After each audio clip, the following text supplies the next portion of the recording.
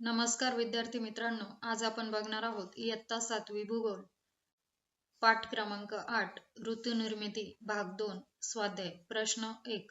अचूक पर्याय निवडून उत्तरे लिहा. विधाने पूर्ण करा. 1. सूर्याचे भासमान भ्रमण होते म्हणजेच अ. सूर्य वर्षभरात पृथ्वीभोवती फिरतो.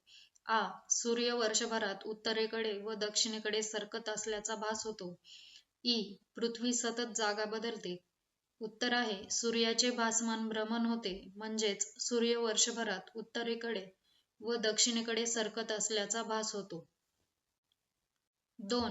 पृथ्वीचा आस कललेला नसता तर अ. पृथ्वी स्वतःभोवती फिरलीच नसती. आ. पृथ्वी स्वतः सूर्याभोवती जास्त वेगाने फिरली असती. ई. पृथ्वीवर वेगवेगळ्या अक्षवृत्तांच्या भागात वर्षभर हवामान तेच राहिले असते. उत्तर आहे पृथ्वीचा आस कललेला नसता तर पृथ्वीवर वेगवेगळ्या अक्षवृत्तांच्या भागात वर्षभर हवामान तेच राहिले असते. 3. 21 जून व 22 डिसेंबर हे अयन दिन आहेत कारण अ. 21 जून या दिवशी सूर्य कर्क वृत्तावरून दक्षिणेकडे तर 22 डिसेंबरला मकर वृत्तावरून उत्तरेकडे मार्गस्थ होतो. आ. सूर्याचे दक्षिणायन 21 जून ते 22 डिसेंबर या काळात होते. ई. पृथ्वीचे उत्तरायण 21 जून ते 22 डिसेंबर या काळात होते. उत्तर आहे 21 जून व 22 डिसेंबर हे अयन दिन आहेत कारण 21 जून या दिवशी सूर्य कर्क वृत्तावरून दक्षिणेकडे तर 22 डिसेंबरला मकर वृत्तावरून उत्तरेकडे मार्गस्थ होतो. 4. पृथ्वीचे सूर्याभोवती परिभ्रमण व कललेला आस यांच्या एकत्रित परिणामामुळे पुढील ऋतूंची निर्मिती होते. अ. उन्हाळा, पावसाळा, परतीचा मान्सून, हिवाळा. आ. उन्हाळा, हिवाळा, वसंत ऋतू. ई. उन्हाळा, हिवाळा. उत्तर आहे पृथ्वीचे सूर्याभोवती परिभ्रमण व कललेला आस यांच्या एकत्रित परिणामामुळे पुढील ऋतूंची निर्मिती होते. उन्हाळा, हिवाळा, वसंत ऋतू. प्रश्न क्रमांक 2. पुढील प्रश्नांची उत्तरे लिहा. 1.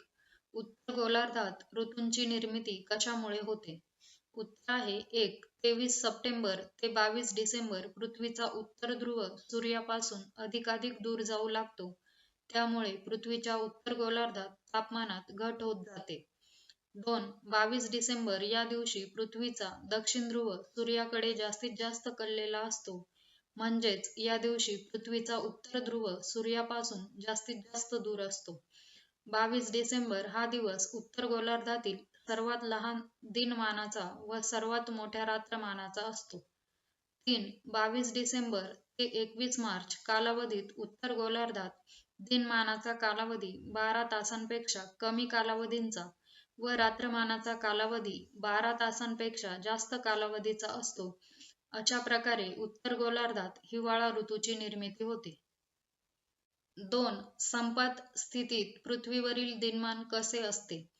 उत्तर आहे 1. 21 मार्च व 23 सप्टेंबर रोजी पृथ्वीचे उत्तर व दक्षिण हे दोन्ही ध्रुव सूर्यापासून समान अंतरावर असतात.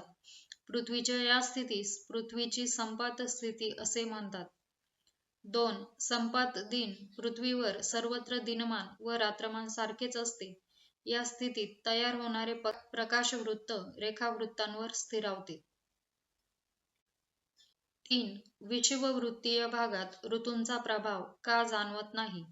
उत्तर आहे 1. विषुववृत्तीय भागात वर्षातील बहुतांश दिवशी सूर्यकिरणे लंबरूप पडतात व दिनमान व रात्रमान जवळजवळ सारखेच असते. 2. विषुववृत्तीय प्रदेशात वर्षभरातील विविध काळांत सूर्यापासून मिळणाऱ्या उष्णतेत विशेष फरक पडत नसल्यामुळे हवामानाच्या स्थितीत फारसा फरक पडत नाही. त्यामुळे विषुववृत्तीय भागात ऋतूंचा प्रभाव जाणवत नाही. 4. दक्षिणायनात अंटार्क्टिक वृत्तापासून दक्षिण ध्रुवाच्या दरम्यान सूर्य तासांपेक्षा अधिक काळ का पाहता येतो? उत्तर आहे 1. अंटार्क्टिक वृत्तापासून ते दक्षिण ध्रुव या दरम्यान सूर्यकिरणे कधीच लंबरूप पडत नाही. 2. 23 सप्टेंबर ते 21 मार्च या कालावधीत पृथ्वीच्या दक्षिण गोलार्धातील अंटार्क्टिक वृत्त ते दक्षिण ध्रुव यांदरम्यानचा प्रदेश 24 तास किंवा त्याहून अधिक काळ सातत्याने सूर्यासमोर येतो. त्यामुळे दक्षिणायनात अंटार्क्टिक वृत्तापासून दक्षिण ध्रुवाच्या दरम्यान सूर्य 24 तासांपेक्षा अधिक काळ पाहता येतो. 5. पेंग्विन ही प्रजाती उत्तर ध्रुवावर नसण्याचे कारण काय असेल? उत्तर आहे 1. प्राचीन काळापासूनच पेंग्विन ही प्रजाती केवळ दक्षिण ध्रुवावर पाहायला मिळते. 2. याच कारणाने पेंग्विन ही प्रजाती उत्तर ध्रुवावर दिसत नसेल. प्रश्न क्रमांक 3. खालील विधानांतील चुका दुरुस्त करून विधाने पुन्हा लिहा. 1. पृथ्वीच्या परिभ्रमण कालानुसार गती कमी अधिक होत असते. उत्तर आहे बरोबर. 2. आपण उत्तर गोलार्धातून पाहिले असता आपणास सूर्याचे भासमान भ्रमण झालेले दिसते. उत्तर आहे चूक. आपण उत्तर तसेच दक्षिण यापैकी कोणत्याही गोलार्धातून पाहिले असता आपणास सूर्याचे भासमान भ्रमण झालेले दिसते. 3. विश्व दिनाच्या तारखा प्रत्येक वर्षी बदलत असतात. उत्तर आहे बरोबर. 4. उत्तर कॅनडामध्ये सप्टेंबर ते मार्च हा उन्हाळ्याचा कालावधी असतो. उत्तर आहे चूक. उत्तर कॅनडामध्ये सप्टेंबर ते मार्च हा हिवाळ्याचा कालावधी असतो. 5. दक्षिण आफ्रिकेत जेव्हा उन्हाळा असतो तेव्हा ऑस्ट्रेलियात हिवाळा असतो.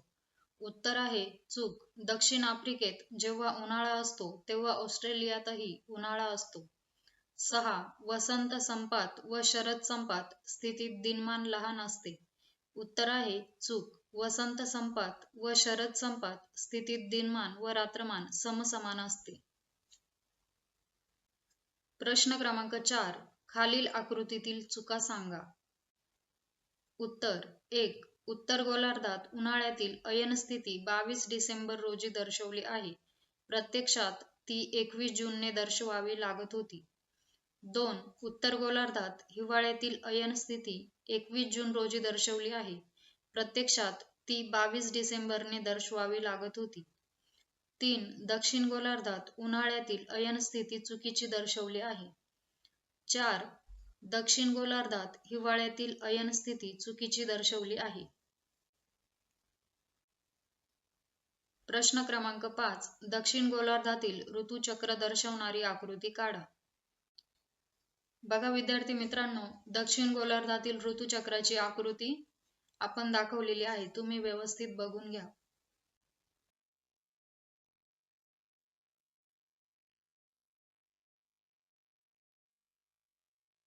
विद्यार्थी मित्रांनो, इझी सोल्युशन क्लासेस चॅनलवर सर्व विषयांचे स्वाध्याय अपलोड करत आहोत.